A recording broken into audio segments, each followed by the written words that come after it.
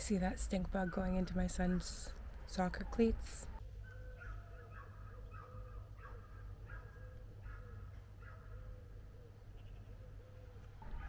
And I'm not going to tell him.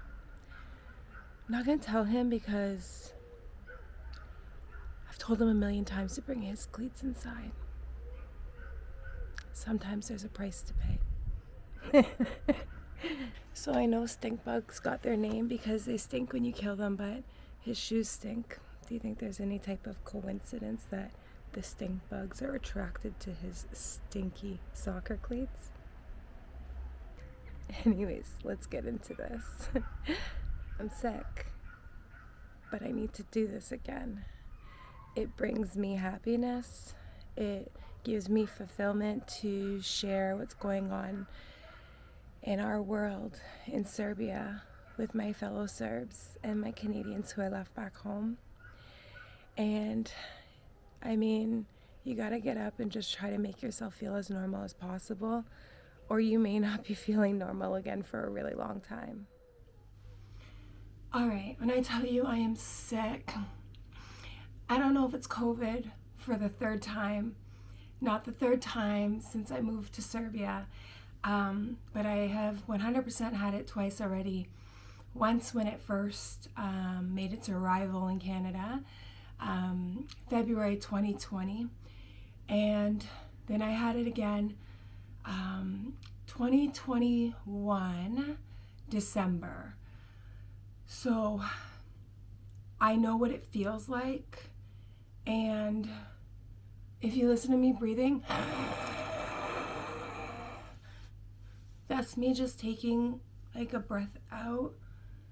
So I'm taking nebulizers.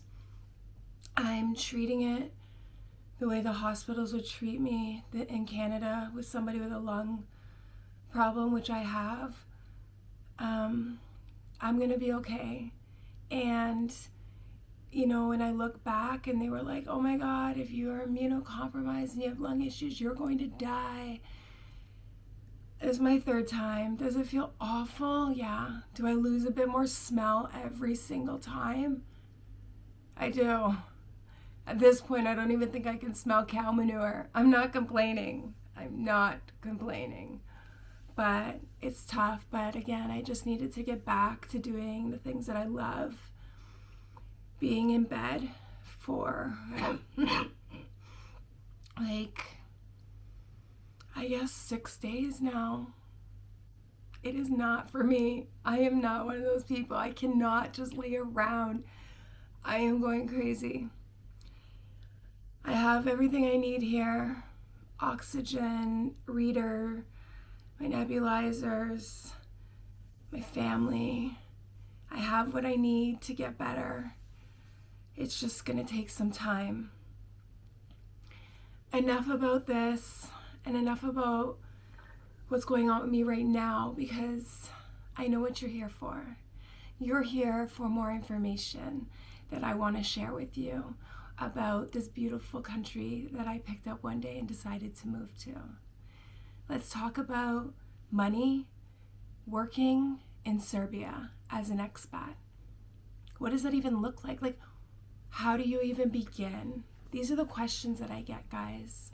And I am so thankful for the questions that you guys ask me so that I can continue to bring you more content, because I honestly need to know what you want to know from me.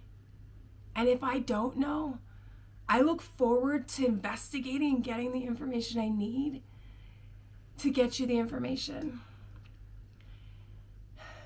Remember, I'm sick. I can't be as animated as I want to be, as I normally am, as I naturally am. If you're moving here and your expectation is to arrive and things just fall into place, I pray for you. I would love for that to be the case for anyone and everyone, myself included. But that would be in a perfect world. And we all know we do not live in a perfect world. So there's going to be times where things feel tough. And You're looking for routine that you can't find. You cannot come here without money in your pocket. But that does not mean that Canadians or Americans coming have money. And if you've watched my other videos, then you know that I've talked about this before. We sell everything we have to come here and give ourselves new beginnings. So when people think that we come here with money and we sell everything we have, what do you have to do when you get here? You have to buy back everything you had. You don't even have a toaster. You don't have anything. So what do you mean money? If the Serbs sold anything and everything they had and went to Canada, you'd be coming to Canada with your money in your pocket. Does that mean that you're rich? Does that mean that the Canadians should now depend on you to spend a bit more on everything just because you're starting over? It's not the case, guys. That's not the case. We are paying so much money with nothing coming in. We would have loved to move here with a job, but if you wait till everything is perfect, you'll never have the opportunity to take the next step in life. So, while yes, we are not working right now, and we have some money, we also need that money to build a house. And we need that money, unfortunately, for our kids to go to this private school, which I hate, and there's just no way around it. And I'd love for my kids to just go to the publicly funded schools here, but they can't, guys. My one child can, the other two being in high school, which is like first, second, third, and fourth year schooling here. Grade 9, 10, 11, 12 for my Americans. They're going to school to finish in a career. We, coming from high school in Canada, we're nowhere near where the kids need to be, even in the advanced programming they were in Canada, to jump into a publicly funded high school in Serbia. Bear with me, guys. Stay with me. I promise you, I got good information for you. So, being that you have all this money that you need to spend, you need to be very, very money conscious on what you're doing. You can't just buy the things that you would just buy back home, even just the little things. From my investigations and information provided to me, the average salary here is about between, guys, correct me if I'm wrong, 600 to 800 euros a month. Now, while that sounds low to my Canadians and Americans, that's also because it's in euros, but it's also because the cost of living here is less. And my Serbs will be like, no, it's expensive. Americans and Canadians, the cost of living here is less. So it all kind of just balances itself out. When you arrive, within 90 days, if you are married to somebody, this is not immigration advice, so make sure you check your sources, but I'm providing the information that I went through. With my husband being a Serbian citizen, which he wasn't, he fled the war, and he was from a place called Kordun. I can never remember if it ends with an A or without an A. His passport would have been Croatian, but he didn't have a Croatian passport. He only held his Canadian. So So it took 3 months for him to get his Serbian citizenship, as he rightfully deserved, and as a Serb that he is. And he was able to then sponsor, I guess, me as a temporary resident. As a temporary resident, I then can work here in Serbia. Yay! Okay, sounds like problem solved. That's not the only problem. I don't speak the language, and I'm actively working on it. And my job that I did in Canada doesn't really turn into anything relevant here in Serbia.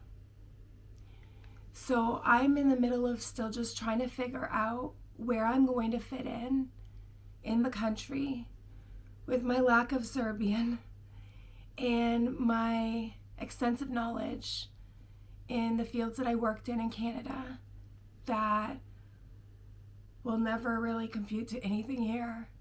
So in Canada, you guys call them just apartments here, but we called them condominiums. And I manage commercial and residential properties where multi-million-dollar condominiums such as the Belgrade waterfront had someone who sat in the office to oversee the functionality of the building, maintain the building, service the building, the residents, service the board of directors. My Americans will know it as the Homeowners Association. I was also certified to work for the homeowners associations in the United States as well. I left that position and I started to work in outside sales. And I see some outside sales here, which I have no idea what the pay would be like here. But you got to speak the language to be able to talk to the people. So I'm still working on that. And I think back and I'm like, would I want to be in the outside sales? I don't know what you guys call it here, but outside sales basically is business to business. Working with businesses to bring customers the products that they need in their storefronts. Such as working as a representative for Coca-Cola or Pepsi or Chipsy. Canadians, US citizens. Chipsy, I heard, is made by the same company that makes Lay's. Even if they're not made by the same company, I don't even know the difference, but they're damn good. So when you come here, check those out. But I am now thinking of retraining, possibly going to school for IT. IT is a big job opportunity here, and I've always been great on computers. If you're coming here as a real estate agent to be a real estate agent, just do things different. Create new waves. Make a tsunami in this industry in Serbia, because it's not happening here right now. But back home, I also took my real estate license courses. I dabbled in a lot of different things. I spent a lot of time learning because I call myself a lifelong learner. I just like to keep studying, as ridiculous as that sounds. I don't know why I do it to myself. And now look, I'm talking about going into IT. Anyways, the money here is made in IT. And if you've been following my other videos, you know that my husband worked in construction back in Canada and was an architect. So while he has great knowledge of the Canadian building code, or Ontario building code, and the standards over in Canada, again, that's something that is somewhat transferable, but a whole lot to learn for the practices and standards here in Serbia.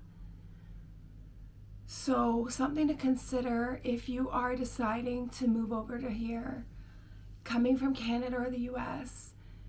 Expect not only the unexpected, and expect to just see your money that you brought to build your life again dwindling down. Just know that you didn't have that money just sitting around back where you came from either. And that dwindling down is part of the process of getting you back into your comfort or back into your natural lifestyle of what made home home for you. We all want to open a business when we're leaving, like every person I talk to. And I say to them, what is your plan? They say, I'm going to open a business when I get here. That sounds like a great idea, but you have so many other administrative things on the go at the beginning that's not something you can really put in the forefront on top of trying to figure out housing, schooling if you have children, and just day-to-day replacement of things that you'll need. So it will happen. Most expats I've spoken to that have moved here said it happened within about a year after. If you're coming here and you're a digital nomad and you're gonna work from wherever in the world from your computer, you're golden. This is the country for you. If you're not coming here having to worry about where you're going to make ends meet from, that's phenomenal. If you're a person who's scared or a person who's not much of a risk taker, I would never suggest doing what we did and kind of just picking up and leaving. Not saying that we're some gutsy go-getters, just that we prepared ourselves for difficult beginnings. We prepared our children for difficult beginnings because we know that the reward is greater than the difficult beginnings. I'd love to keep talking to you guys, and I physically can't. I think I got sick from when I went to the movie theaters with my daughter, my kids, and we had a great time, but it just sucks that I had to get sick like this. I promise to bring to you some really great content next week, and I should be in a much better situation, breathing better, a bit more full of life, maybe some color. The weather's getting nice again here. I plan to get out of this bedroom of like vlogging in a room for you and sharing with you the streets of Serbia again. I love you all. To all of you who checked in on me, I'm beyond words. I couldn't even imagine moving to Serbia and starting a YouTube channel. So to have a YouTube channel where people are actually reaching out when I miss a week and saying, Nix, where are you? I am so blessed and thankful for you all.